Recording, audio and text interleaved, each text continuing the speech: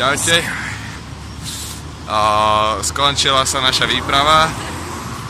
To je Vačka po mojej, no na videu v lavici, vlastne v skutočnosti v lavici, ne? Dobre. A vpravo je Mima. Skončil sa nám naša konferencia, konferencia a zároveň Complex Day a bolo to fajn. To sa to páčilo. Sice boli nudné prednášky, väčšina, ale okrem toho to bola fajn. Myslím si, že pekný zážitok. Popiči ľudia a tak ďalej. Dominik.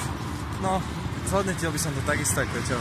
Dobre. Ja sa mi musím hlavne oceniť, naozaj to jedlo bolo super. Jedlo bolo, áno, jedlo som zabudol. Tie raňajky, to ste nezažili. Švédske stoly, serus, totál. Išli sme, no, pečené také klobásočky pečené.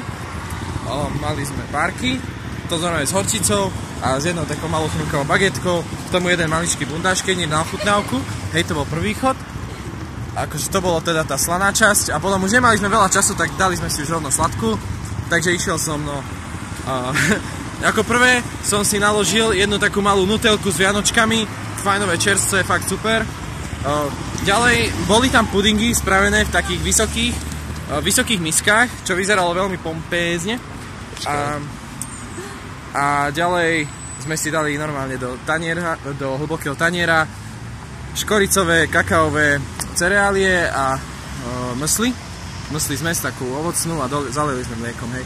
Takže toto boli akože fakt super raňajky, veľmi chutné, čerstvé, taký fresh. Pekný začiatok dňa, no.